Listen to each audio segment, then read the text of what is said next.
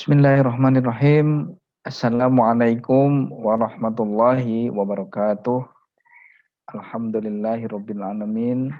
Assalatu wassalamu ala asrofil anbiya'i wal mursalin sayyidina wa maulana Muhammadin wa ala alihi wa ashabi ajmain, amma ba'du. Bapak-bapak, ibu-ibu, mas-mas, mbak-mbak, dan semua penghuni grup ini, saya mengucap syukur kepada Allah Subhanahu wa taala yang sudah memberikan kita kenikmatan berupa satu keimanan, yang kedua kemerdekaan. Keimanan dan kemerdekaan adalah dua aspek yang sangat kita cintai. Keimanan tanpa kemerdekaan kita nggak bisa ngapa-ngapain. Kemerdekaan tanpa keimanan juga kita nggak bisa ngapa-ngapain. Alhamdulillah kita sudah mendapatkan keduanya. Yang pertama keimanan, yang kedua kemerdekaan. Yang kedua kalinya, sholawat dan salam semoga tetap kita sampaikan kepada Rasulullah Muhammad SAW yang sudah mengajarkan kepada kita semua bagaimana caranya untuk kita bisa hidup lebih mulia dan hidup dengan lebih baik lagi. Amin ya rabbal alamin. Terima kasih atas undangan yang diberikan kepada saya, dan sebelumnya saya perlu memperkenalkan diri dulu sebenarnya. Karena mungkin saya belum pernah dikenal. Yang saya kenal di antara antum ini cuma Mbak Tuti. Mbak Tuti itu karena dulu pernah sekantor sama saya. Saya ini, nama saya Oki Rahmatullah. Asli saya dari Ponorogo, tapi pernah di Bandung. Di Bandung itu sekitar 6 tahun. Saya pernah aktif dulu di Rumah Zakat. Di sana saya pernah ngisi-ngisi kajian seperti ini di PT CNA, namanya Citra Niaga Abadi. Di sana saya satu kantor dengan Mbak Tuti itu di situ. Alhamdulillah sampai kemudian saya berpisah dengan Mbak Tuti, lama tidak komunikasi. Nah, kemarin tuh di calling sama Mbak Tuti. Ustadz, jenengan bisa ngisi gini-gini. Yowes, bismillah. Saya mengangguk ketika beliau menyampaikan ingin saya supaya memberikan tausiah kepada antum sekalian. Alhamdulillah, saudara-saudara sekalian yang saya cintai, sebelumnya saya mohon maaf yang luar biasa karena sesungguhnya ketika pagi hari ini saya mengisi ini, kondisi saya sedang mengalami stroke. Jadi saya tidak 100% sembuh. Antum bisa melihat tangan saya ini masih kaku. Masih kaku, belum aktif. Belum seperti yang ini, ya ini agak susah ini. Yang kiri agak susah. Jadi barangkali nanti antum agak kesulitan mendengarkan apa yang saya ucapkan. Saya mohon maaf terlebih dahulu. Karena barangkali ucapan saya memang belum bisa terdengar dengan baik. Karena memang kondisi saya memang dalam keadaan stroke. Tetapi meskipun saya stroke, saya punya semangat yang luar biasa untuk bisa berbagi apa sedikit yang saya punya ini untuk bisa saya bagikan kepada antum sekalian. Semoga membawa manfaat bagi kita semuanya. Amin ya rabbal alamin. Saudara-saudara sekalian, ada satu hal yang perlu saya ingatkan di sini. Etos kerja Muslim. What is etos kerja Muslim? Etos kerja adalah bagaimana kita bisa mengorientasikan kerja kita, bisa memfokuskan kerja kita, bisa mendarma baktikan kerja kita itu untuk satu tujuan. Nah, etos kerja itu adalah efek dari kita menuju kepada sesuatu yang kita inginkan itu.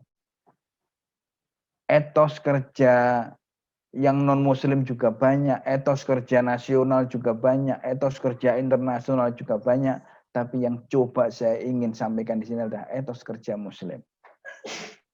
Apa saja etos kerja muslim itu? Hadirin sekalian yang berbahagia, etos kerja muslim itu terdiri dari 4 hal.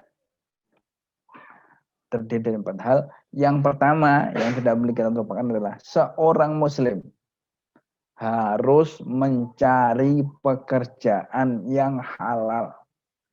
Itu yang pertama. Halal apa? Halal lidatihi wa halalan li ghairihi. Lidatihi itu seperti apa?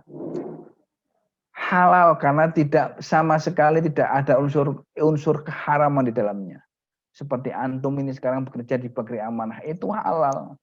Saya bekerja sebagai guru itu halal. Teman-teman yang bekerja sebagai sekretaris itu halal. Yang bekerja sebagai trainer itu halal juga. Sesuatu yang halal itu adalah halalan lidadihi. Tapi ada lagi yang halalan li ghairihi.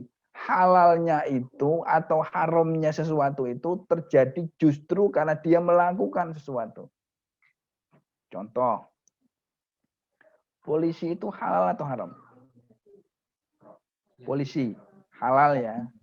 Tapi kalau polisinya setiap hari cari pungli, terus setiap hari minggir di pinggir jalan nyegatin orang-orang, mintain duit sana sini, itu apa sudah bisa dikatakan halal? Kan pekerjaannya jadi haram. Padahal aslinya pekerjaan jadi polisi itu halal. Antum bekerja di sini halal juga, diridhoi juga oleh Allah. Tapi kalau di perusahaan ini antum misalkan antum korupsi, antum bekerja tidak sesuai yang diinginkan perusahaan, tidak menunjukkan kinerja yang bagus, apakah pekerjaan antum di sini jadi halal? Maka itu yang perlu kita pertanyakan. Nah, orientasi kerja supaya halal ini berkaitan dengan dua hal. Yang pertama adalah keikhlasan, yang kedua kesederhanaan. Pekerja harus ikhlas. Pekerja harus ikhlas, harus bersyukur.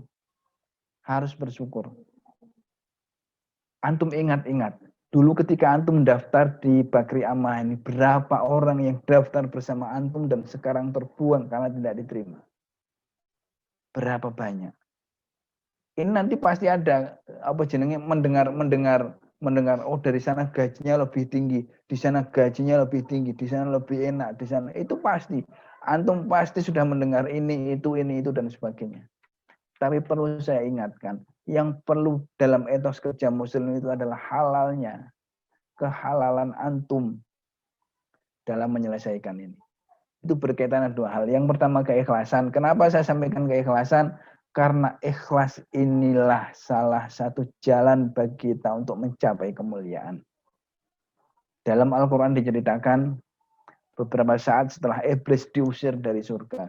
Gara-gara tidak mau sujud kepada Adam.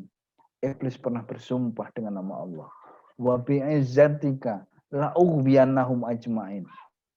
Demi kemuliaanmu ya Allah, aku akan goda Adam dan keturunannya. La'ughwiyannahum ajma'in. Aku akan gelincirkan mereka. Aku akan jadikan mereka penghuni neraka jahanam. Aku akan jadikan mereka pijakan kaki saya di neraka jahanam. La'ughwiyannahum ajma'in illa ibadaka minhumul mukhlasin. Kecuali, ini yang nggak bisa digoda oleh iblis. Illa ibadaka minhum al mukhlasin. Kecuali hamba-hambamu di antara mereka yang ikhlas. Bukan yang kaya raya. Bukan yang sudah haji 25 kali dalam hidupnya. Bukan yang umroh sebulan sekali. Bukan itu. Yang tidak bisa digoda oleh iblis adalah orang yang ikhlas. Presiden yang dijaga pas pampres, yang dijaga marinir, dijaga Kopassus, dijaga pasukan kelas 1 sekalipun masih bisa digoda iblis. Wakil presiden pun begitu. Siapapun orangnya masih bisa digoda oleh iblis kecuali orang-orang yang ikhlas. Orang-orang yang ikhlas. Dan ini berat. Ini berat. Jadi syarat pertama antum bekerja di Bakri Amanah ini adalah bagaimana antum bisa membiasakan diri antum ikhlas. Ikhlas apa artinya bekerja tidak dibayar? Oh tidak. Ikhlas pengertiannya adalah bekerja untuk Allah. Sementara gaji itu adalah hak. Wal haqqu yutlab wala yu'to. Hak itu diminta, bukan diberikan. Jadi kalau antum bekerja, bayaran antum adalah hak antum. Yang jadi masalah adalah ketika antum bekerja ini untuk Allah atau untuk yang lain. Untuk Allah atau untuk cari jodoh. Untuk Allah apa untuk biar dilihat bagus sama calon mertua. Untuk Allah atau biar dilihat tetangganya, oh sudah bekerja. Begitu. semuanya itu hanya berpuncak pada itu. Kecuali orang-orang yang ikhlas. Kata iblis ini dalam Al-Quran. Jadi Bapak Ibu sekalian, yang tidak bisa digoda oleh iblis adalah orang-orang yang ikhlas. Jadinya, saya punya satu contoh. Antum tahu Nabi Ayub? Nabi Ayub itu adalah Nabi Allah yang sangat sekali terkenal karena antum pasti jawab kemiskinannya. Karena antum jawab lagi penyakitnya Ustaz. Karena istrinya minta cerai semua. Betul, semuanya betul. Tapi ingatkah antum, Nabi Ayub itu adalah hamba Allah yang kaya raya. Kaya raya betul. Rumahnya ada di mana-mana, ternaknya ada di mana-mana, ribuan, kambingnya ribuan. Anaknya banyak karena istrinya juga banyak. Anaknya banyak. Tapi setiap kali beliau sholat, beliau menengadahkan tangan berdoa kepada Allah Subhanahu wa taala. Ya Allah, saya ini hamba-Mu ya Allah. Engkau Tuhanku ya Allah. Ini semua aku lakukan karena aku bersyukur kepadamu ya Allah. Aku bersyukur kepadamu. Begitu mendengar doa Nabi Ayub ini, iblis kemudian dia berpikir, ini pasti Ayub ini melakukan ini karena dia sudah kaya raya. Coba kalau dia miskin, dia nggak mungkin bisa kayak gini. Oleh Allah diizinkan iblis ini untuk menggoda Ayub yang pertama. Akhirnya turun iblis ke bumi, menyebarkan sakit kepada semua ternak Nabi Ayub. Satu, kambingnya mati. Kemudian tidak ada lagi satu kambing yang hidup. Semuanya mati. Tidak ada lagi yang bisa dipertahankan. Apa yang Nabi Ayub lakukan? Beliau masuk ke dalam mihrab, beliau berdoa kepada Allah. Ya Allah, kambing-kambingku ini memang titipan darimu ya Allah. Kalau engkau mau ambil, ambil ya Allah, ambil. Sedikit pun tidak ada rasa memiliki dari kambing-kambing itu. Sama sekali beliau ikhlas, lillahi ta'ala ikhlas. Karena Allah yang memberikannya. Ya Allah, ya Allah, ya Allah. Begitu mendengar hal itu, baru kemudian iblis menghadap lagi kepada Allah Subhanahu wa taala dan kemudian dia berkata, "Ya Allah, pantas Ayub hamba-Mu ini masih bersyukur. Apalagi iblis, anak-anaknya masih banyak. Dia bisa suruh anak-anaknya untuk bekerja lagi. Dia bisa suruh anak-anaknya untuk membantunya lagi. Dia bisa kaya raya lagi. Baik iblis, aku izinkan engkau menggoda Ayub hambaku yang kedua kalinya." Turun iblis ke bumi, anak-anak beliau diberikan penyakit. Sampai putra-putri beliau satu persatu wafat. Dengan berurai air mata, manusiawi sekali Nabi itu. Dengan berurai air mata, beliau masuk ke mihrab, kemudian menegakkan tangan lagi, ya Allah, anak-anakku, dulu aku kelahir ke dunia ini, aku nggak punya apa-apa ya Allah. Lalu engkau berikan aku baju, engkau berikan aku rumah, engkau berikan aku ternak, engkau berikan aku istri, engkau berikan aku anak-anak. Itu semua titipan darimu ya Allah. Tidak ada sedikit pun kepemilikan saya di situ. Kalau engkau mau ngambil, ambil ya Allah, ambil sambil berurai air mata. Iblis marah-marah lagi. Ini kok masih bersyukur ini, kok masih ikhlas ini, Ayub ini. Balik lagi kepada Allah. Kemudian kata iblis, ya Allah, aku tahu Ayub ini masih bersyukur. Ada apa lagi iblis? Dia masih punya istri. Istrinya banyak. Dia bisa punya anak lagi dari istri-istrinya itu. Coba kalau dia sendirian gak punya istri. Gak mungkin dia bersyukur kepadamu. Akhirnya Allah izinkan. Yang ketiga kalinya ya sudah iblis. Aku izinkan kau menggoda Ayub yang ketiga kalinya. Turunlah iblis ke bumi. Kemudian menggoda Nabi Ayub sendiri. Nabi Ayub diberikan penyakit. Menurut sejarah dalam sejarah Islam itu penyakit beliau itu lepra, kusta. Antum yang zaman modern ini mendengar kata-kata kusta mesti sudah ngeri. Di zaman modern ini loh, apalagi zaman Nabi Ayub dulu. Nggak ada HP, nggak ada rumah sakit, nggak ada apa. Beliau kena lepra. Pertama gatal digaruk jadi bernanah. Nanahnya pun banyak. Kemudian satu persatu nanah itu membusuk. Seluruh tubuh beliau dikerubuti oleh belatung. Baunya jangan tanya, bau sekali. Karena beliau jadi bau sekali, satu persatu istrinya minta cerai. Istrinya kan baunya itu minta cerai. Diikhlaskan sama Nabi Ayub. Ya sudah. Aku ikhlaskan engkau. Semuanya minta cerai kecuali satu, istrinya yang pertama. Bapak, ingat, yang tidak mau minta cerai istrinya yang pertama, Pak. Bukan istri kedua atau ketiga, istrinya yang pertama. Jadi ya jangan dinodailah cinta suci istri pertama itu, gitu loh maksud saya. Nah, ketika Nabi Ayub ini dalam keadaan sakit seperti itu, tetangga-tetangganya mulai berisik. Ini Ayub ini istrinya sudah minta cerai, baunya nggak karu-karuan. Kok masih mau-maunya di sini? Diusir Nabi Ayub ini. Ayub, pergi kamu dari sini. Kampung ini sudah terlalu bau untuk menyediakan untuk menyediakan orang-orang kayak kamu. Pergi kamu dari sini. Diusir gara-gara bau penyakit yang dia derita. Ayub, kamu kan Nabi Allah, kata kamu.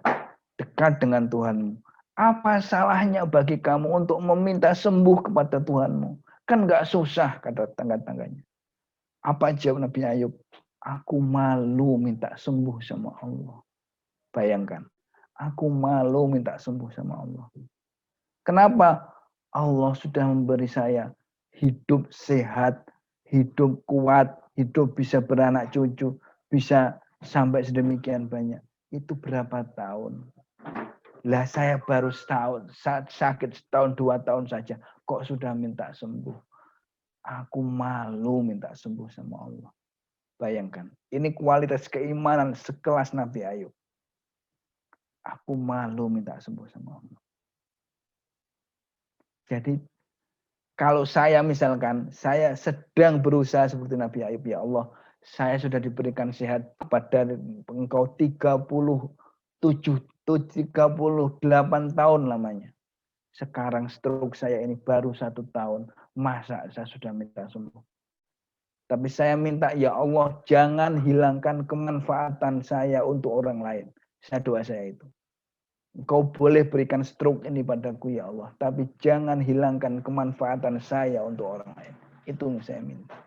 Karena saya dinilai orang dari situ, justru dari kemanfaatan saya kepada Allah itu, saya harus bermanfaat bagi orang lain. Termasuk pagi hari ini saya bisa berbicara dengan antum karena tekad kuat saya dan doa saya kepada Allah supaya kemanfaatan saya tidak dihilangkan oleh Allah. Akhirnya Nabi Ayub pun pindah rumah ke sebuah gubuk kecil di luar kota itu. Bayangkan, seorang saudagar pedagang kaya raya, kambingnya banyak, istrinya banyak, anaknya banyak, kemudian anaknya mati semua, istrinya minta cerai semua. Akhirnya beliau bikin rumah kecil di luar kota. Bayangkan kondisinya. Ini kan seperti bupati, kaya raya, mobilnya banyak di mana-mana, istrinya juga banyak yang ketahuan, apalagi yang nggak ketahuan, lebih banyak lagi. Terus kemudian rumah yang besar, mobil yang mewah itu tiba-tiba tidak bisa digunakan karena ternyata dia ketahuan sama KPK. Kemudian dia dimiskinkan, rumahnya diambil, mobilnya diambil, istrinya minta cerai, kemudian di depan rumahnya itu dia bikin gubuk kecil. Ya seperti itulah kondisi Nabi Ayub. Seperti itulah. Bayangkan. Tapi beliau ikhlas melakukan itu. Beliau ikhlas berdoa kepada Allah juga ikhlas. Ya Allah, aku tahu Aku dulu cuma hamba-Mu yang tidak punya apa-apa. Kalau sekarang sekalipun Engkau tidak memberikan apa-apa kepadaku, Engkau ambil semuanya padaku, aku ikhlas ya Allah, ikhlas. Ini yang jadi poin pertama. Akhirnya Nabi Ayub ini tinggal berdua dengan istri yang pertamanya tadi di sebuah gubuk itu. Suatu hari istrinya itu karena tidak punya apa-apa sama sekali, dia pulang ke rumah dalam keadaan rambutnya botak. Nabi Ayub kaget. Kau kemanakan rambutmu, wahai istriku? Maaf abang, terpaksa saya menjual rambut saya untuk makan kita hari ini. Begitu mendengar itu Nabi Ayub marah. Kau potong rambutmu tanpa seizinku suamimu? Iya, ya Allah. Demi Allah, kata Nabi Ayub, aku akan memukulmu 100 kali kalau seandainya aku sembuh dari sakitku. Kata Nabi Ayub itu, ya manusiawi lah. Seorang suami, rambut istrinya dipotong, dan akhirnya dia sudah kehilangan rasa itu, baru kemudian Nabi Ayub berkata seperti itu. Istrinya kemudian keluar rumah sambil menangis. Walah, ini suami parah amat. Udah dikasihani, dikasih makan tiap hari, disetrikain bajunya tiap hari. Aku jual rambutku untuk makan. Lah kok saya mau dipukul 100 kali. Ini seperti apa ini? Tapi sabarnya istri Nabi Ayub ini, kemudian dia keluar rumah. Nabi Ayub masuk ke mihrab. Antum apa yang tahu yang dilakukan Nabi Ayub? Beliau itu karena tubuhnya itu penuh dengan belatung, setiap kali beliau mau sholat, beliau ambil belatungnya satu persatu, beliau letakkan dalam sebuah tempat.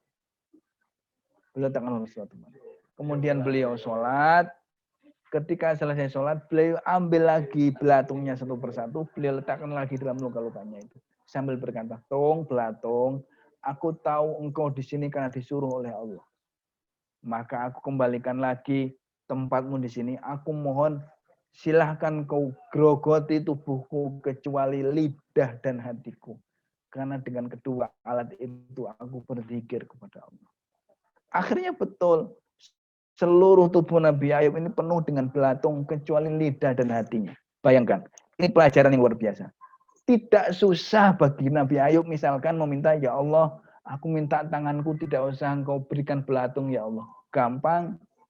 Ya Allah, wajahku biarkan tampan ya Allah. Aku memohon engkau hilangkan belatung ini. Mudah. Ya Allah, aku mohon kakiku ya Allah untuk berjalan ya Allah. Jangan pernah engkau berikan belatung di sini. Mudah.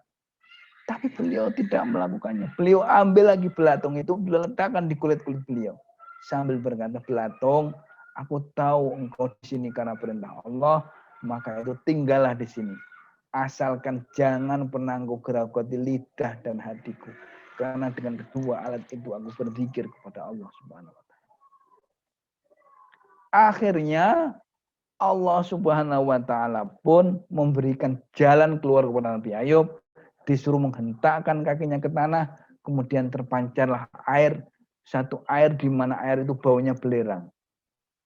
Air belerang. Kemudian dibuat mandi oleh Nabi Ayub. Subhanallah, wajah beliau yang penuh dengan luka-luka tadi perlahan sembuh. Luka-luka beliau di tangan sembuh. Di kaki sembuh. Beliau ganteng lagi, muda lagi. Semua kaget melihat perubahan Nabi Ayub, termasuk Nabi Ayub sendiri. Akhirnya sore harinya pas istrinya pulang, kaget. Kok ada laki-laki asing di rumah saya, katanya begitu. Kemudian istrinya bertanya, kamu siapa? Laki-laki asing masuk rumah orang. Kamu siapa? Nabi Ayub tersenyum. Siapa coba? Ayo, ngaku kamu siapa? Ngaku kamu siapa kamu? Nabi Ayub tersenyum lalu mengatakan, aku Ayub suamimu. Halah, nggak mungkin. Ayub itu tua, rebek, pesek, jemek, enggak karu-karuan dan sebagainya. Kok tiba-tiba kamu ganteng kayak gini? Siapa kamu? Aku Ayub suamimu. Suamiku itu sudah tua, kamu kok muda? Aku diberikan oleh Allah air di mana aku harus mandi, dengan air itu penyakit-penyakitku hilang semuanya. Mendengar itu, istrinya kemudian menangis dan memeluk Nabi Ayub. Kemudian memeluk Nabi Ayub sambil menangis gitu. Untung nggak hujan. Ya kalau hujan kan terus lari-lari kayak India gitu. Untung nggak hujan. Pas ketika menangis itulah Nabi Ayub ingat, oh iya, aku dulu ingat, aku pernah bernazar untuk memukulmu 100 kali. Tapi sayang, eman-eman sekali. Wong seistri tinggal satu-satunya kok yang masih menyayanginya. Sampai beliau sembuh lagi itu cuma beliau satu-satunya, istrinya itu yang mau menanganinya. Akhirnya beliau pun mengambil 100 ranting dahan kayu itu, diikat jadi satu, dipukulkan sekali ke punggung istrinya dengan penuh kasih sayang. Ini loh yang aku berikan pada kamu sebagai pembayar nazarku. Prok, misalkan gitu. Yaitu sebagai pembayar nazar beliau di saat itu. Akhirnya iblis pun menyerah. Saya nggak bisa goda Ayub. Kenapa? Karena ikhlas. Karena ikhlas. Maka orientasi kerja kita harus seperti Nabi Ayub ini. Harus ikhlas. Apa yang ada di hadapan antum, yaitu yang harus antum kerjakan. Ikhlas. Ikhlas.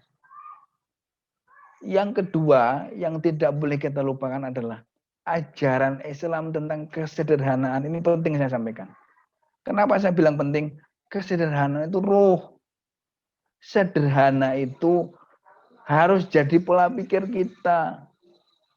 Sederhana itu apa toh? Sederhana harus miskin. Rumahnya di Tebet, kantornya di Kemayoran misalkan, terus jalan kaki dari Tebet ke Kemayoran. Ya bukan begitu. Sederhana artinya adalah bagaimana kita bisa hidup sesuai dengan kebutuhan. Itu intinya. Hidup sesuai dengan kebutuhan. Kalau kita belum butuh dan hanya ingin saja, itu berarti kebutuhan kita dan bukan keinginan kita. Itu artinya adalah keinginan kita, mohon maaf, itu adalah keinginan kita dan belum jadi kebutuhan kita. Fungsikan dulu kebutuhan kita akan itu, lalu belilah. Maka insya Allah antum akan hidup dalam kesederhanaan. Apa enggak boleh punya mobil? Boleh, silahkan. Apa enggak boleh punya rumah Ustaz? Boleh, monggo silahkan. Asalkan antum sudah butuh mobil, sudah butuh rumah, jangan membuang-buang uang antum untuk sesuatu yang tidak ada gunanya. Hanya untuk memenuhi keinginan antum. Ini kuncinya. Kita itu, apalagi di kehidupan Jakarta, saya insya Allah nggak jauh-jauh beda dengan kehidupan saya di Bandung dulu. Yang namanya keinginan untuk meniru orang lain itu besar. Besar sekali. Ngelihat artis cantik, mempesona, pakai jilbab ini, beli jilbab yang ala artis itu. Ada artis ganteng misalkan kayak gitu. Pakai jas, ini pakai jam tangan, pakai kacamata segala macam misalkan itu. Beli jas, beli kacamata, biar seperti artis yang diinginkan itu. Padahal saya bilang, sesuatu itu kita tidak akan pernah menjadi sesuatu kecuali diri kita sendiri. Kesederhanaan. Jangan sampai kita beli kalkulator harga 2 juta. Tahu artinya apa? Kita beli HP Android, pulsanya nggak ada. Karena kita tidak melakukan sesuatu. Apa fungsi HP Android itu? Ya hanya untuk sekedar kalkulator sama cepret. Nelpon nggak bisa, HP-an WA juga nggak bisa, dan lain sebagainya. Maka itu hidup berpola sederhana. Islam mengajarkan kulu washrobu wala tusrifu innahu la yuhibbul musrifin. Makan, minumlah, tapi jangan berlebih-lebihan. Ini pola yang ini, jangan berlebih-lebihan. Jangan mengikuti apa yang orang lain sudah pas mengikuti. Jangan mengikuti itu. Bapak Ibu sekalian, saya pernah punya kisah menarik. Saya dulu sebelum aktif di Rumah Zakat Bandung, saya pernah aktif di Rumah Zakat Malang. Antum tahu dan saya masih mengingat sampai sekarang, gaji pertama saya 1.800.000. 1.800.000. Semuanya luar biasa. Bayangkan, fresh graduate diangkat jadi direktur Koperasi Syariahnya Rumah Zakat waktu itu di Malang sana. Saya diberikan gaji 1,8 juta. Saya senangnya luar biasa. Fresh graduate, belum punya anak, sudah punya istri satu, tapi belum punya anak. Saya langsung telepon istri saya. Bunda, alhamdulillah gaji ayah sekian. Istri saya semua luar biasa. Alhamdulillah ya, alhamdulillah. Terus dia WA saya, Mas, gimana kalau aku ikut arisan 1 juta? Kan cuman arisan, Mas. Nanti kan bisa kita kumpulkan. Karena saya merasa mampu, saya bilang, ya wes nggak apa-apa, terserah jenengan. Dibagilah 1 juta itu untuk arisan. 1.800.000. Tidak lama kemudian naik gaji saya jadi 2.200.000, saya ingat saya. 2.200.000 waktu. Saya telepon lagi istri saya. Yang kita alhamdulillah gaji ayah sudah 2.200.000. Wih, banyak ya, alhamdulillah ya, alhamdulillah. Ya, ayah kan belum punya motor. Nah terus gimana? Gimana kalau kita kredit motor? Gimana ya? Lah terus nanti gimana? Nanti biar bunda yang ngatur. Yang penting ayah kemana-mana enggak pakai angkot, harus pakai motor. Joes, saya bilang gitu. Akhirnya saya pun kredit motor di Malang. Naik lagi gaji saya jadi 2.800.000. Saya dipindah ke Bandung jadi 3.400.000. Jadi 3.400.000. Pada waktu itu saya telepon saya, Bu, alhamdulillah yang ini loh, gaji ayah sudah 3.800.000. Waktu itu istri saya kemudian berkata, alhamdulillah ya, alhamdulillah. Ya, sepertinya kok kita di Bandung ini kalau terus-terusan ngontrak rugi toh ya. Sekecil apapun kita harus punya rumahnya. Jadinya digunakan untuk kredit rumah. 3.800.000 dikurangi kredit rumah. Bayangkan. Selesai sampai di situ belum. Dinaikkan lagi gaji saya jadi 3.800.000. Saya sampaikan pada istri saya 3.800.000. Apalagi kata istri saya, Mas, sampean kan ke kantor nggak butuh lagi motor. Jenengan sudah jadi direktur, harus punya mobil. Lah piye mau? Ya nggak apa-apalah, second yang penting punya mobil. Demi harga diri, jadi malah harga diri apa? Akhirnya saya pun membeli mobil dengan kredit. Bayangkan. Sesuatu yang barangkali kita belum ingin memilikinya dan belum mampu memilikinya harus kita miliki. Bukan karena kebutuhan, tapi karena keinginan kita. Saya yakin hal ini terjadi pada antum sekalian. Dulu di sini di Bagri Amanah digaji berapa? Dulu belum kepikiran motor, akhirnya beli motor. Setelah punya motor, kepikiran beli mobil. Setelah beli mobil, kepikiran beli rumah. Itu pasti, manusia itu pasti, kebutuhan-kebutuhan itu pasti ada. Dan yang namanya keinginan itu tidak akan pernah berhenti sampai kita dihadapkan ke arah kiblat di alam kubur nanti. Maka itu, supaya kita bisa ikhlas di sini bagaimana agar kita senantiasa memikirkan Allah Subhanahu wa taala. Memikirkan Allah Subhanahu wa taala. Pikirkan Allah dan niatilah kerja antum ini untuk memberi kontribusi kepada orang lain. Memberi kontribusi kepada orang lain. Itu syarat yang pertama. Bagaimana kita bisa mencari kehalalan dari pekerjaan yang kita lakukan. Yang kedua, etos kerja muslim adalah bagaimana kita tidak menjadi beban bagi orang lain. Tidak menjadi beban bagi orang lain. Ingat, semangatnya semangat tidak menjadi beban bagi orang lain. Apa tadi semangatnya? Tidak menjadi beban bagi orang lain. Jadi bekerja itu untuk tidak menjadikan beban kita bagi orang lain. Selama kita bekerja tapi masih menjadi beban bagi orang lain, kita belum akan melepaskan itu. Makanya jangan senang kalau ditraktir orang. Ditraktirnya seseorang itu sebenarnya kita membebani orang yang kita minta traktiran itu. Ini benar loh, ini benar, ini serius. Kita minta traktir seseorang, traktir saya dong, itu kita memberikan beban kepadanya. Padahal semangat etos kerja kita adalah bagaimana kita tidak menjadi beban bagi orang lain. Bagaimana kita bisa memerdekakan diri kita sendiri. Ya kalau nggak usah kita minta tiba-tiba ditawarin, ayo makan sama saya, nanti saya yang bayar, itu nggak apa-apa lah.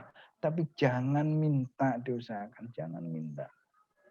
Kalau ditawarin monggo saja, tapi jangan minta ditraktir. Antum punya harga diri yang harus antum pertahankan. Nggak mau selalu ditraktir, nggak mau selalu dibayarin orang. Pertama kali saya harus membayari orang. Saya tidak mau jadi orang yang membebani orang lain. Saya mohon maaf saya berjalan masih susah, masih terpincang-pincang. Tapi saya usahakan sedikit saya ingin membebani orang lain. Ada teman-teman saya di sini, ada di sini ada sekretaris saya. Alhamdulillah saya ditolong mereka.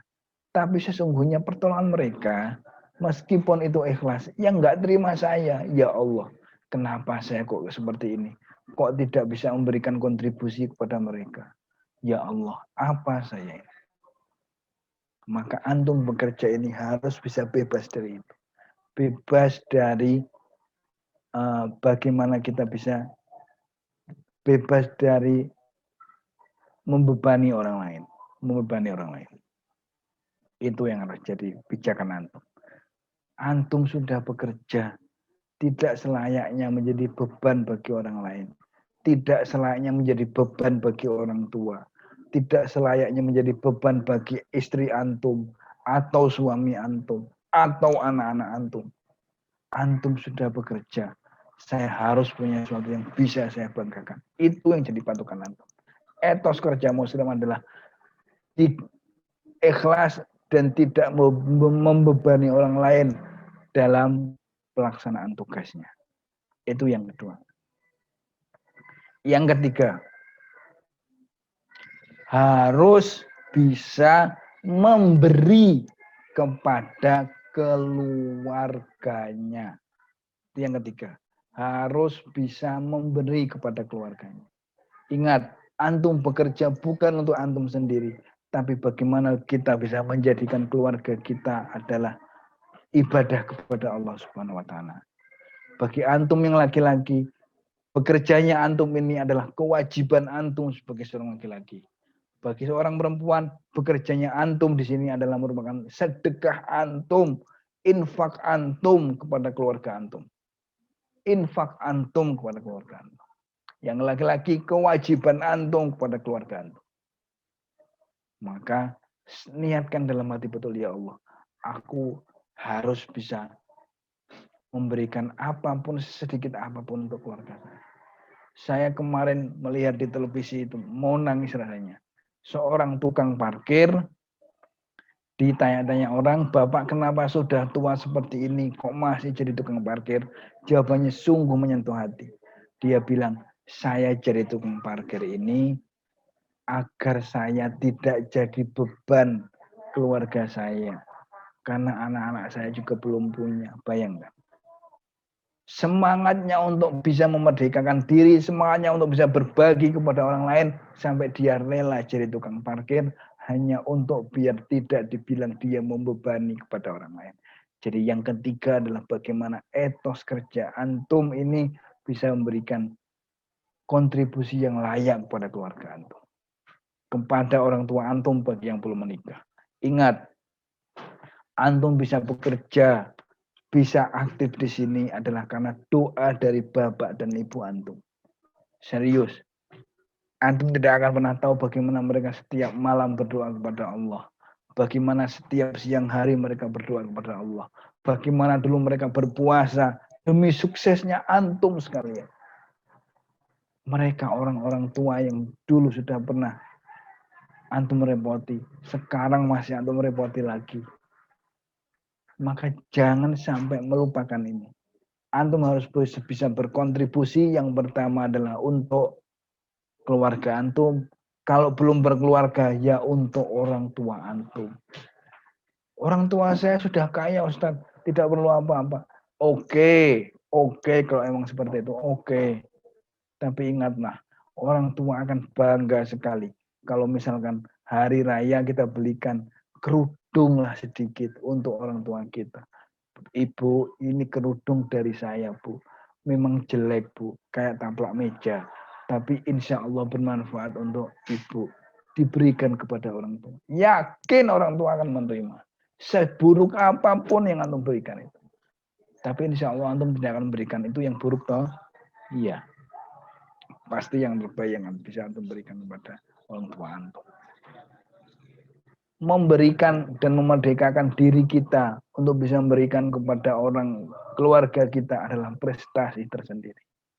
Mohon diingat-ingat, antum bekerja untuk keluarga, antum bekerja untuk orang tua, bukan untuk diri antum sendiri.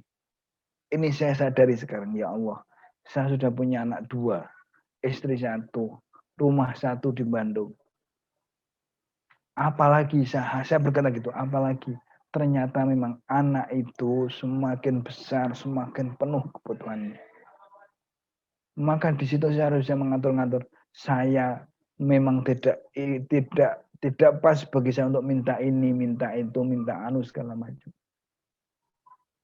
Saya baru saja menghapus aplikasi belanja online dari HP saya. Kenapa? Karena saya tahu betul belanja online itu bikin lapar mata. Saya pengen jam, tiba-tiba muncul jam, mau begitu banyak segala macam. Saya harus milih salah satu. Atau salah 2, atau salah 3. Saya harus milih beberapa hal di antaranya. Saya tidak ingin itu. Tiba-tiba melihat produk seperti itu, saya ingin membelinya. Saya melupakan tugas saya sebagai ayah untuk membiayai anak-anak saya. Saya melupakan tugas saya kepada istri saya. Ya Allah, saya sudah berdosa kepada Allah Subhanahu wa taala dan berdosa kepada anak dan istri saya. Harus bisa menyediakan hasil kerja kita itu untuk keluarga kita. Yang keempat, etos kerja muslim adalah, ingat, ini jangan lupa, setiap kita digaji, maka dalam pikiran kita adalah aku harus bisa bekerja membiayai orang lain. Saya tegaskan di sini, membiayai orang lain. Apa maksud membiayai orang lain, Ustaz? Maksud saya adalah bagaimana antum bisa berkontribusi kepada orang lain. Memberikan sedikit apa yang antum punya itu untuk orang lain. Apapun bentuknya. Waduh, nanti berkurang, Ustaz. Demi Allah, tidak akan berkurang sedikit pun harta antum kalau antum niatnya sedekah kepada Allah Subhanahu wa taala. Tidak akan pernah ada ceritanya. Asal niat antum sedekah kepada Allah Subhanahu wa taala. Maka yang namanya sedekah itu bukan sisa. Meskipun dalam tata aturannya, zakat itu setelah dikurangi kewajiban kita, yang kedua memang 2,5% dari total gaji bersih yang kita terima. Memang seperti itu. Tapi apakah hati antum akan berkata seperti itu? Tentu saja insya Allah tidak. Antum akan berkata gaji saya sekian, maka saya harus berikan zakat, infak, sedekah saya sekian. Itu harus terpikirkan dalam benak antum.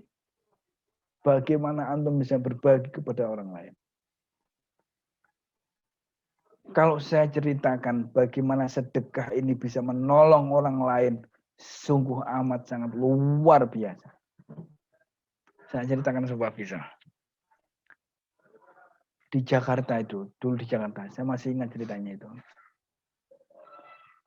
Ada seorang kiai, kaya raya, istrinya sakit. Istrinya sakit. Sakitnya tahu apa? Sakitnya adalah tumor jantung. Sudah tumor di jantung lagi. Bayangkan, tumor jantung. Masuk rumah sakit berkali-kali, masuk rumah sakit berkali-kali. Kemudian akhirnya adalah, Pak, ini istri Bapak harus dioperasi. Habis operasinya berapa, Pak? 150 juta biaya operasinya. Macet begitu mendengar 150 juta. Ya Allah, aku dari mana dapat uang 150 juta? Nangis dia. Ya Allah, saya harus bagaimana? Saya harus bagaimana untuk bisa mengupayakan ini? TV sudah saya jual, lemari saya jual, mobil sudah saya jual. Ya Allah, motor itu satu-satunya yang mengantar saya ceramah kemana-mana. Cuman kalau ini saya jual, saya nggak punya kendaraan, ya Allah. Ya Allah, tolong hamba ya Allah. Dia ingat temannya, oh iya ada teman saya yang kaya raya. Dia datangi teman kiainya itu. Kemudian dia berkata, weh, kamu ke sini, alhamdulillah datang, silakan masuk, silakan masuk. Mau ada apa ke sini? Anu, kalau bisa saya mau pinjam uang. Buat apa? Buat mengobati istri saya. Istrimu kenapa? Kena sakit tumor jantung. Lalu berapa butuh kamu? 150 juta. Ya, kiai yang dipinjami uang nih yang mikir-mikir 150 juta. Kayak kiai nenek sudah jadi miskin. Nggak punya mobil, nggak punya TV, nggak punya lemari. Kemudian dia berpikir, bentar, sini dulu. Kamu percaya sama Allah nggak? Ya percaya sama Allah, masa saya nggak percaya sama Allah? Kalau kamu percaya kepada Allah, percaya bahwa Allah itu mau memberi rezeki, sampaikan niatmu kepada Allah, jual barang yang kau miliki satu-satunya itu. Kok dijual? Maksud kamu apa? Saya ini sudah miskin, mobil sudah saya jual, TV saya jual, lemari saya jual. Apalagi yang saya punya? Itu motor kamu di luar itu kan masih ada. Ini kan motor saya, nggak mungkin saya mau jual. Saya ceramahnya terus pakai apa?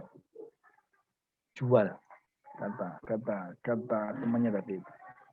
Loh, nanti saya kemana-mana pakai apa? Kamu percaya Allah enggak? Iya percaya. Pengen istrimu sembuh enggak? Iya pengen istriku sembuh. Jual motormu.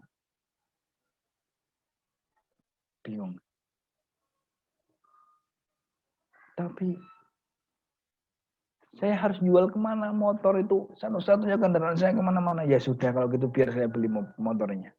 Aku beli harganya sekian. Kan masih kurang. 150 juta loh. Saya butuh uangnya itu. Sudahlah. Kamu mau jual ini? Oke aku beli. Dikasih uang. Habis itu uang itu baru dipegang. Kata temannya tadi. Kau sudah pegang uang dariku. Sekarang sodakohkan semua uang itu. Pikirkan orang lain. Sodakohkan semua uang itu. Loh. Saya itu sudah nggak punya apa-apa. Motor itu satu-satunya bagi saya untuk bisa kemana-mana. Ketika sekarang saya jual, lah kok malah kamu suruh mensedekahkan uang hasil penjualannya itu. Kamu percaya Allah apa tidak? Ya percaya. Ya sudah. Kau jual motor itu kemudian kau sedekahkan. Ragu-ragu betul kayak tadi. Betul-betul ragu-ragu. Ini kalau saya sedekahkan, saya nggak punya apa-apa. Apalagi sekarang motor saya sudah dijual, saya nggak bisa ceramah kemana-mana. Harus gimana ini? Tapi karena percayanya kiai itu kepada temannya tadi itu, akhirnya hasil penjualan motor tadi disodakohkan, semua model disodakohkan. Disodakohkan. Kemudian dia tunggu. Ya Allah, aku cuma berharap keajaiban darimu ya. Diserahkan uang itu, disodakohkan. Setelah itu dia tunggu di rumah sakit perkembangan istrinya seperti apa. Sehari tidak ada perubahan. 2 hari. Wah, kok sama saja. Nggak ada perubahannya. Di hari ketiga, tiba-tiba istrinya muntah darah. Istrinya yang sakit itu muntah darah. Muntah darah, biar muntah darah segar itu dari dalam dirinya itu. Begitu melihatnya itu, dia mau protes sama Allah. Ya Allah, aku minta kesembuhan buat istriku. Kenapa malah engkau bikin muntah darah istriku? Kenapa malah engkau bikin parah sakitnya? Ya Allah, aku minta kesembuhan istriku ya Allah. Bukan malah engkau tambah muntah darah seperti ini. Akhirnya dia pun dengan menahan tangis dia minta kepada Allah, ya Allah, berikan keajaiban-Mu ya Allah, sembuhkan istriku ya Allah, sembuhkan istriku ya Allah. Akhirnya dokter memanggil Pak Kiai tadi. Pak Yai, silahkan masuk. Oh iya. Alhamdulillah Pak Kiai, istri Bapak tidak jadi dioperasi. Pak Kiai tadi kaget. Loh, maksudnya apa dok? Istri saya tumor jantung loh. Iya, istri Bapak tidak jadi dioperasi karena tumornya sudah lepas. Lepas gimana toh? Iya, sudah lepas dan dimuntahkan dengan muntahan darah tadi. Jadi bagaimana dok? Insya Allah istri Bapak sehat, insya Allah Bapak istri Bapak bisa beraktivitas kembali. Tinggal beberapa hari pemulihan di rumah sakit ini. Bapak selamat, alhamdulillah tidak jadi operasinya. Begitu mendengar kata dokter itu Pak Kiai tadi langsung bersujud kepada Allah. Ya Allah, matur suwun, terima kasih ya Allah. Terima kasih ya Allah. Engkau sudah menunjukkan kepada kuasamu ya Allah. Karena sedekah motor yang tadi dia sedekahkan tadi, dia berhasil melepaskan diri dari sakit istrinya tadi. Ada banyak hal lain yang ingin saya ceritakan di sini, tapi tidak akan saya ceritakan karena memang waktu kita yang terbatas. Tapi hadirin sekalian, dari sini kita harus punya kesempatan. Jangan pernah memikirkan diri sendiri. Ini titik poinnya. Jangan pernah memikirkan diri sendiri. Ustadz Jazir itu, Yogyakarta, Kiai Jazir itu, anaknya sekolah ke Jepang, dua-duanya sekolah ke Jepang. Ketika ditanya Ustadz, bagaimana cara antum mendidik putra-putri antum? Saya tidak bisa mendidik anak-anak saya. Saya nggak tahu caranya mendidik anak-anak saya. Saya cuma ambil anak orang lain, kemudian saya coba sekolahkan, saya coba pelihara. Itu saja yang saya lakukan. Ternyata apa? Sama Allah anaknya dididik ke Jepang, dibiayai ke Jepang. Masya Allah. Beliau nggak tahu uangnya dari mana. Tiba-tiba ada panggilan ke Jepang. Anaknya pinter-pinter semuanya. Akhirnya di Jepang pun dibiayai Allah Subhanahu Wa Taala. Maka itu orientasi kerja antum ini harus ini. Harus mau berbagi dengan orang lain. Yang pertama tadi harus halal. Yang kedua harus bisa menyelamatkan antum dari memberatkan orang lain. Yang ketiga harus bisa memberikan kontribusi kepada keluarga antum. Yang keempat harus bisa memberikan kontribusi antum kepada masyarakat luas. Itu 4 hal yang jadi patokan antum dalam bekerja. Antum bekerja bukan buat diri antum sendiri. Antum harus bisa bermanfaat bagi orang lain. Tidak usah, oh saya harus di shooting, saya harus di shoot. Enggak usah. Apa? Tetangga antum enggak bisa beli apa namanya itu, apa pentol pentol itu belikan. Enggak bisa berjalan naik angkot, bayari. Mereka bingung nggak punya pulpen, belikan. Mereka bingung nggak tahu jalan ke sini, tunjukkan. Itu saja. Insya Allah, Allah akan memberikan pahala yang lebih dari apa yang antum inginkan. Apa yang ingin antum sampaikan. Jadi itu ya. Tadi yang pertama adalah orientasi kerja antum harus halal.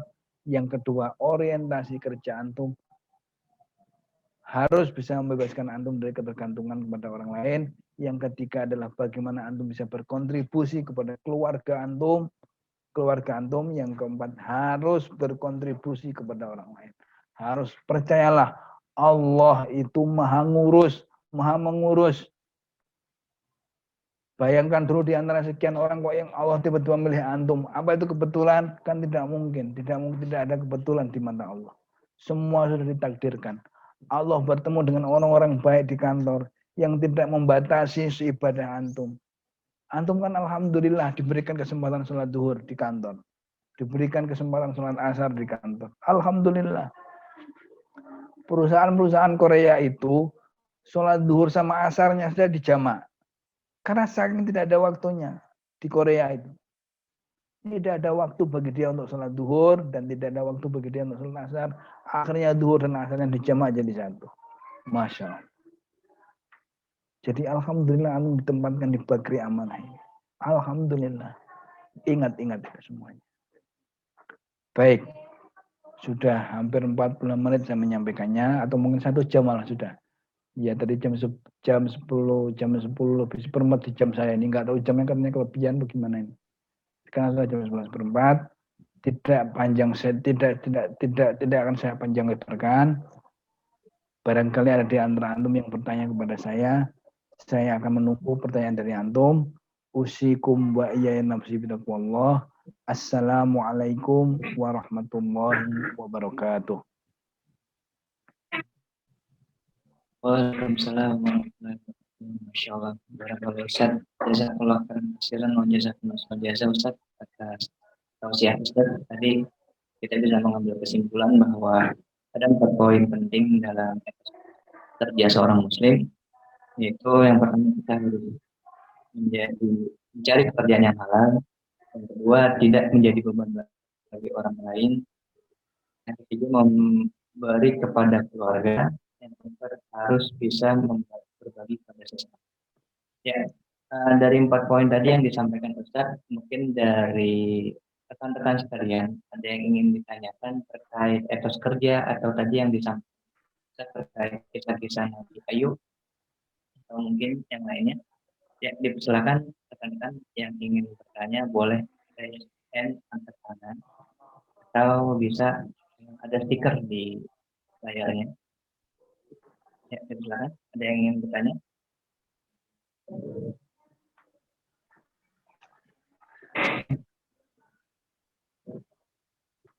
Ya, ada.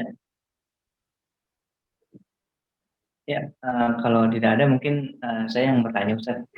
Oh iya, silakan. Dengan hakikat etos bagi seorang muslim.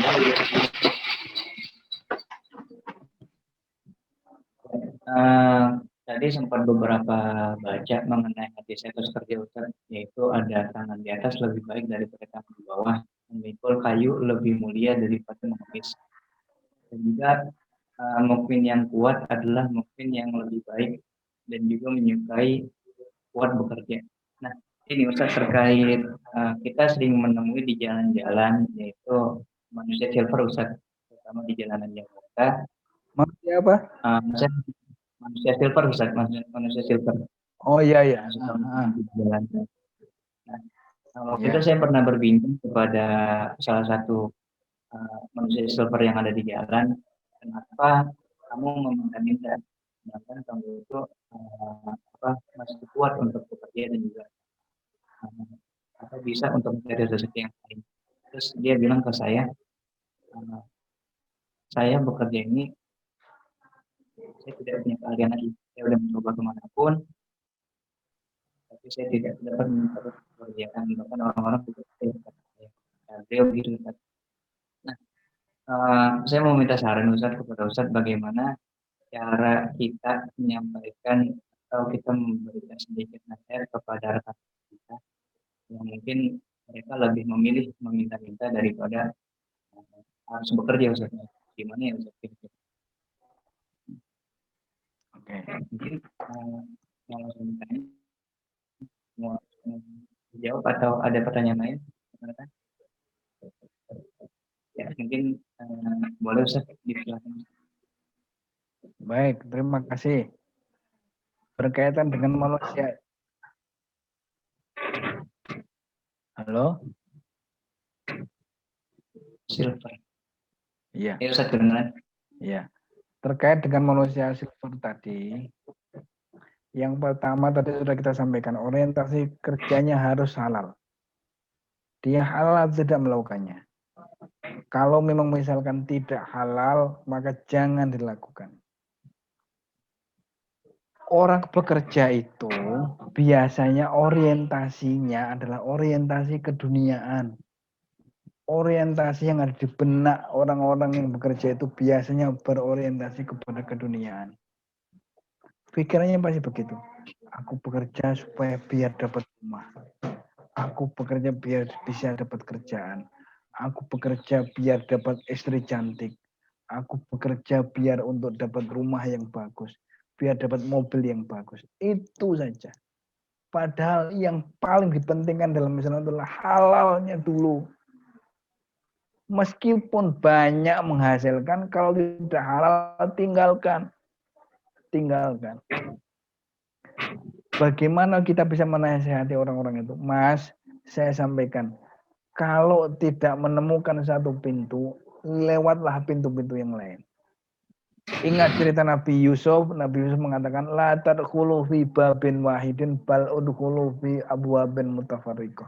Coba dari pintu-pintu yang lain. Gagal jadi pengusaha, jadi wira swasta. Wira swasta nggak punya modal, jadi tukang parkir. Tukang parkir diusir, jadi yang lainnya, jadi yang lainnya, jadi yang lainnya. Yang penting halal. Tidak usah mikir pengen ini, pengen rokok tiap hari, pengen itu, pengen HP-nya begini, pengen HP-nya bagus, pengen begitu. Enggak usah. Yang penting halal. Kuncinya di situ, yang penting halal. Maka kalau menemui manusia silver seperti itu, bisa disampaikan, Mas, bekerjalah untuk mencari sesuatu yang halal. Jangan bekerja untuk mencari sesuatu yang menghasilkan. Bekerja untuk mencari sesuatu yang menghasilkan. Lawang kita diam saja, diam enggak bekerja saja, itu sudah dirizkikan oleh Allah Subhanahu wa Ta'ala. Ada satu cerita begini. Dulu Imam Malik sama Imam Syafi'i itu guru dan murid. Imam Malik itu gurunya, Imam Syafi'i itu muridnya. Dua-duanya punya pemikiran tersendiri tentang rezeki. Imam Malik berpikiran kita harus diam saja, nggak usah ngapa-ngapain, nanti ada rezeki yang datang kepada kita. Imam Syafi'i mengatakan yang namanya rezeki itu harus dicari. Dua-duanya ngeyel. Dua-duanya nggak mau mengalah, yakin pada keyakinan masing-masing. Akhirnya Imam Syafi'i itu bekerja. Dia ingin membuktikan kepada Imam Malik, gurunya itu, bagaimana kalau bekerja mencari rezeki itu ternyata menghasilkan yang lebih dahsyat lagi. Maka beliau bekerja sebagai orang yang menolong tetangganya untuk memanen anggur. Bekerja panen anggur, nah akhirnya digaji. Gajinya apa? Diberikan anggur kepada Imam Syafi'i ini. Lah begitu diberikan anggur, Imam Syafi'i berpikir, benar toh kata saya. Rezeki ini harus saya sampaikan kepada beliau.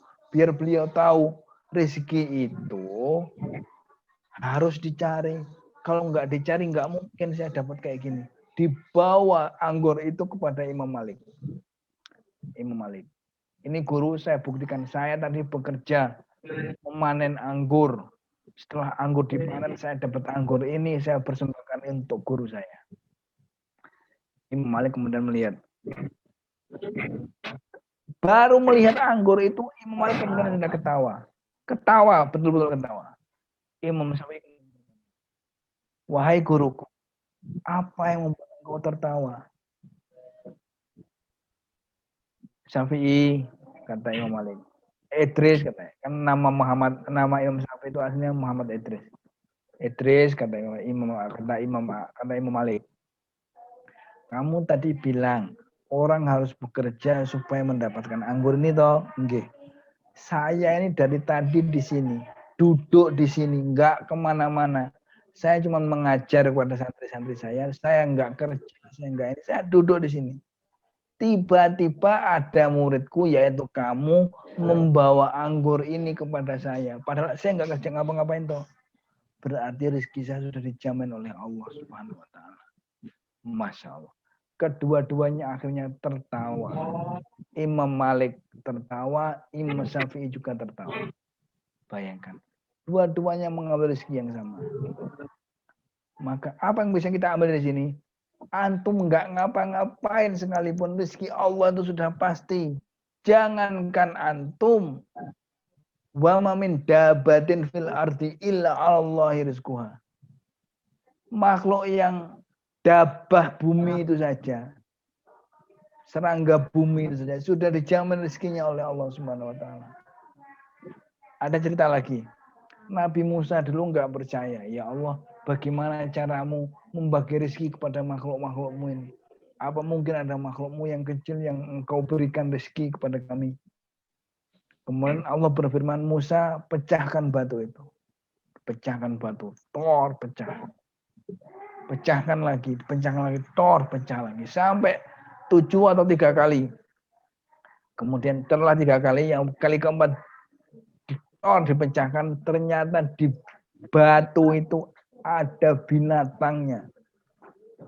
Binatang kecil itu ya beranak, ya punya cucu, ya bisa cari makan padahal hidupnya di tengah batu. Cari makan di mana? Tapi dia bisa cari makan di situ. Allah yang memberikan. Tapi dia bisa mencari makan di situ. Ya punya anak di situ. Masya Allah. Ternyata kita itu masih diperhatikan sama Allah Subhanahu wa taala. Antum jangan pernah merasa bekerja sendiri. Sampaikan itu kepada siapapun orang yang mengatakan saya nggak bisa kerja di mana-mana. Antum bukan nggak bisa kerja. Antum baru masuk di satu pintu. Baru masuk di satu pintu. Pintunya orang bekerja itu yang pertama gengsi, yang kedua rezeki. Kalau kita nggak mikir gengsi, insya Allah apapun akan bisa kita lakukan. Apapun itu. Asalkan kita tidak mikirkan gengsi. Semuanya bisa kita lakukan. Tadi Imam Syafi'i, sekelas Imam Syafi'i bekerja bagaimana dia membantu tetangganya supaya dia bisa memanen anggurnya. Dia dapat enggak? Dapat anggur itu. Jadi rezeki Allah itu sudah dibagi-bagi. Jadi tidak usah takut kehilangan rezekinya Allah Subhanahu wa taala. Tidak usah takut. Percaya sama saya. Allah ada di mana-mana. Allah memberikan rezeki di mana-mana. Insya Allah kalau antum punya keyakinan itu dalam benak antum, susah menjadi pekerjaan itu. Sampaikan ini kepada semua orang yang berupaya untuk berubah, berusaha untuk bekerja, berusaha untuk menyampaikan sesuatu bahasa tidak bisa bekerja, tidak bisa ini, tidak bisa itu, dengan semangat yang luar biasa itu harus antum sampaikan. Percayalah, jangan melihat sayanya. Kalau saya sukses di sini, jangan melihat sayanya, tapi bagaimana saya bisa menghidupi keluarga saya, tanggung jawab saya besar, ini besar. Kalau antum buka tambal ban, itu juga halal. Antum buka tukang kopi, itu juga halal. Kenapa tidak mencoba yang itu? Kenapa malah milih menjadi manusia silver tadi ya? Manusia silver dan mengemis di pinggir jalan. Masya Allah. Padahal orang jual kopi itu juga halal. Orang jadi tukang parkir itu juga halal. Insya Allah, asal keyakinan kita kuat kepada Allah Subhanahu wa taala, insya Allah kita akan menemukan apa yang selama ini kita cari. Sampaikan ini kepada semua manusia silver seluruh penjuru bumi.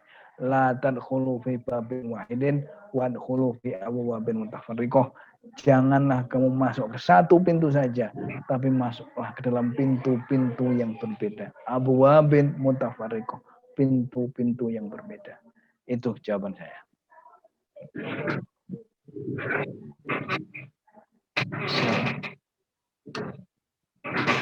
Masya Allah. Terima kasih Ustaz untuk jawabannya Ustaz. Nanti insya Allah coba ya aplikasiin buat seperti jalan. Bermanfaat banget Ustaz tadi yang pembahasan mengenai pintu rezeki ya Ustaz. Amin, amin. Nah, ya, mungkin dari rekan-rekan ada lagi yang ingin ditanyakan mengenai kunci dari etos kerja atau yang lainnya. Silakan boleh langsung menyalakan mic atau boleh mengajukan tangan atau boleh melalui. Ya, silakan rekan-rekan ada yang ingin ditanyakan. Mas Lodin. Ya wis, saya coba tanya ya Mas Alvin ya. Assalamualaikum Pak Ustaz. Waalaikumsalam warahmatullahi wabarakatuh. Suaranya ini ya, dimatiin. Halo, halo. Pak Ustaz, jadi kan termasuk salah satu pilar penting di etos kerja ini kan disiplin ya Pak Ustaz. Disiplin. Saya pernah baca di buku ekonomi Islam karya Yusuf Qaradawi, kalau nggak salah itu sudah lama dulu ya. Jadi tanggung jawab kita berkaitan dengan kerja ini merupakan kewajiban, ya. Sehingga ketika di waktu kerja hal-hal yang berkaitan dengan kewajiban ini harus didahulukan, termasuk ketimbang hal-hal yang berkaitan ibadah sunnah, gitu kan. Contohnya sholat duha gitu kan. Jadi sebaiknya sholat duha itu dikerjakan pagi sebelum di jam kerja gitu kan. Jadi karena ini berkaitan dengan ibadah sunnah, sementara tanggung jawab kerja merupakan kewajiban, gitu kan. Kemudian dengan kondisi yang sekarang ini ya Pak Ustaz, kondisi sekarang ini di mana ada WFH, ada work from home gitu kan, kemudian juga memungkinkan untuk kami kemudian tidak bisa optimal di kerja gitu ya, atau sedikitnya bisa mengurangi produktivitas kerja ini Pak Ustadz. Mungkin bisa ada tanggapan dari Pak Ustadz.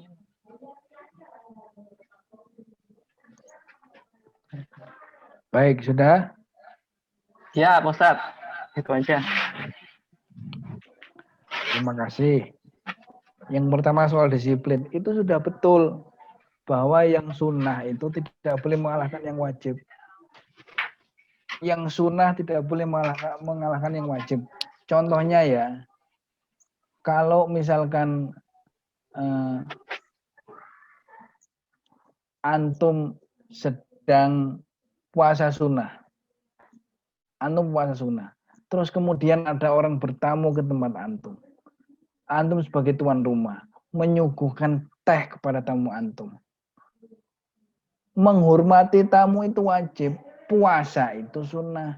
Maka apa yang antum lakukan? Antum bolehkah minumnya? Boleh. Antum minum sedikit untuk menghormati tamu antum, kemudian antum setelah itu puasa lagi, itu boleh. Karena puasanya sunnah. Puasanya sunnah. Antum minum sedikit teh itu untuk menghormati tamu, baru kemudian antum melanjutkan puasa antum setelah itu. Itu yang pertama, karena menghormati tamu itu wajib. Fal yukrim dhaifahu, kata Nabi. Menghormati tamu. Fal yukrim dhaifahu. Hormatilah tamu. Jadi yang namanya sesuatu yang wajib itu tidak boleh dikalahkan oleh sesuatu yang sunnah. Enggak boleh. Apalagi disiplin seperti itu. Saya sampaikan di sini. Sholat duha itu sudah sunnah. Dan para sahabat tidak pernah melakukannya setiap hari. Tidak pernah.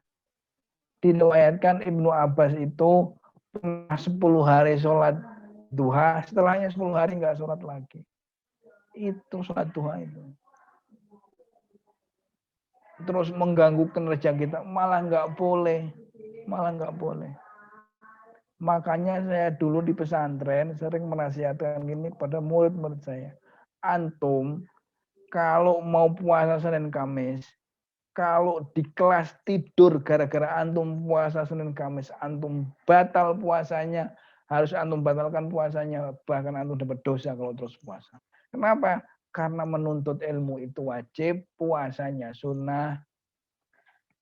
Maka karena puasanya sunnah tidak boleh mengalahkan yang wajib itu.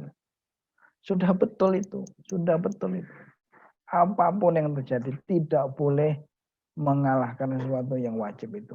Bekerja itu wajib karena harus membiayai keluarga, membiayai orang lain. Halal juga, alhamdulillah. Tidak boleh hal yang sunnah mengalahkan yang wajib. Kecuali kalau misalkan sekarang ini seperti kita work from home seperti ini. Produktivitas kita kurang semuanya. Bukan cuma antum, saya yang guru aja merasakan kok susahnya ketemu murid. Padahal tiap hari juga saya ngajar. Tiap seminggu sekali saya ngajar di sini. Saya susah sekali ketemu murid-murid saya. Bukan cuma antum yang kehilangan produktivitas, saya sekalipun kehilangan produktivitas. Apalagi sekarang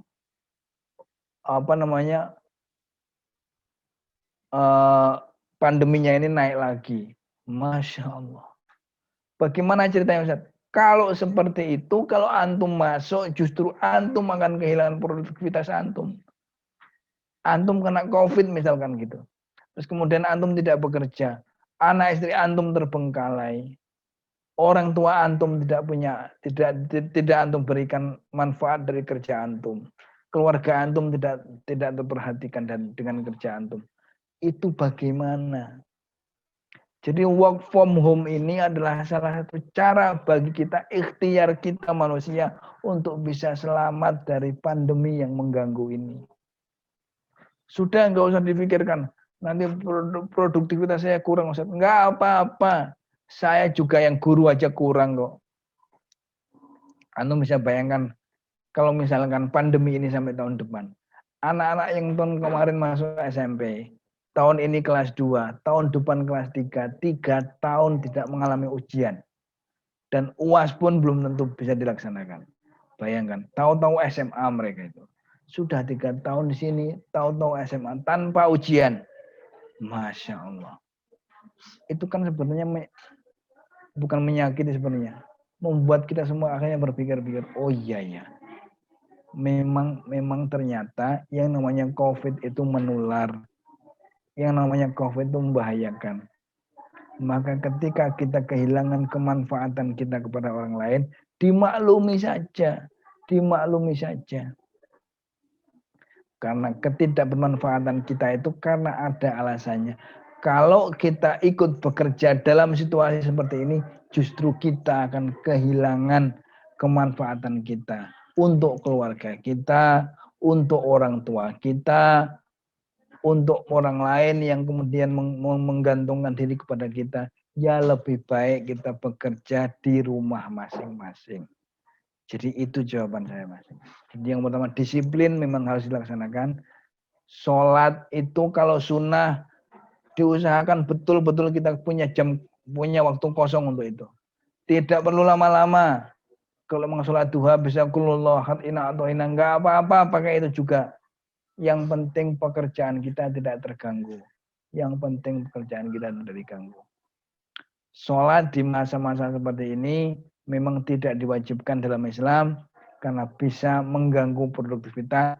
Maka itu Ibnu Abbas saja sampai 10 hari sholat, 10 hari enggak, 10 hari sholat duha, 10 hari enggak, sampai seperti itu.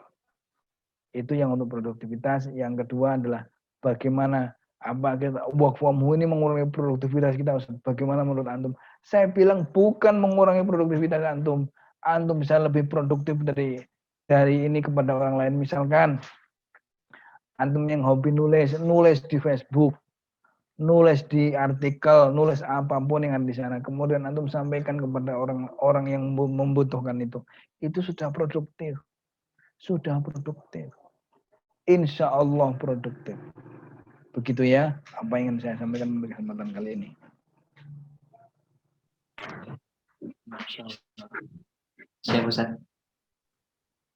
Terima kasih Ustaz tadi atas pertanyaan Pak Salahuddin. Mungkin dari rekan-rekan ada yang ingin ditanyakan lagi atau ada yang ingin disampaikan? Mbak Asri? Oh iya Mbak Asri, kan Mbak Asri. Ya, Mbak. Assalamualaikum warahmatullahi wabarakatuh, Pak Ustadz. Waalaikumsalam warahmatullahi wabarakatuh. Ya, saya mau tanya, Ustadz, kalau seumpamanya gini, saya kan udah bekerja nih di Bakri Amanah. Setiap bulan saya kan dapat gaji ya dari sini gitu. Terus tapi di sisi lain saya juga punya organisasi gitu atau punya kegiatan lain. Itu lebih maksudnya itu kadang tuh suka bentrok gitu. Itu saya harus sedangkan di luar organisasi itu di organisasi yang lain itu saya juga lebih apa sih namanya penting lah gitu. Itu yang harus saya utamakan apa dulu tuh Ustadz atau di Bakri mana atau organisasi saya yang lain gitu. Ini antara keluarga dan organisasi itu atau antara Bakri dengan organisasi itu? Bukan di luar, maksudnya di luar dari Bakri itu sendiri gitu. Semuanya saya punya 2 organisasi lah gitu. Oh, iya. Itu gimana Ustadz? Maksudnya saya yang harus saya utamakan apa dulu nih? Maksudnya saya juga bingung gitu. Maksudnya gimana ya yang saya mau utamakan terlebih dahulu gitu. Ya, baik. Terima kasih Ibu, pertanyaannya bagus sekali. Kalau ada dua hal yang mengganggu kita, mana yang kita utamakan? Apakah perusahaan kita, apakah organisasi itu? Perusahaan yang kita sampaikan lebih dulu. Karena kewajiban kita adalah kepada perusahaan. Yang organisasi itu sunnah. Organisasi itu sunnah. Sunnah sekali. Karena di perusahaan itu kita mendapatkan gaji, kita digaji oleh perusahaan itu. Dengan gaji itu kita bisa bersedekah kepada anak kita, bersedekah kepada suami kita, bersedekah kepada keluarga kita, bersedekah kepada orang tua kita. Itu yang harus kita utamakan. Organisasi itu selama kita mampu loh ya. Selama kita mampu kita lakukan. Kalau tidak mampu ya sudah, kita sampaikan saja mohon maaf, ada sesuatu yang bentrok, ada rapat misalkan, ada pertemuan ini, ada pertemuan itu dan sebagainya. Tapi Bakri amanah perusahaan antum lah yang harus antum prioritaskan. Kenapa? Karena dari situlah kita sudah di setting Allah untuk bisa bekerja. Di setting Allah. Antum bekerja bukan hanya sekedar kemampuan antum, sudah disetting sama Allah, dipilihkan sama Allah, dipilihkan. Maka bismillah kita niat bekerja kita itu untuk lillahi ta'ala, untuk yang lain pekerjaan yang lain, insya Allah sudah ada jaminan dari Allah dengan cara yang lain. Insya Allah. Percayalah.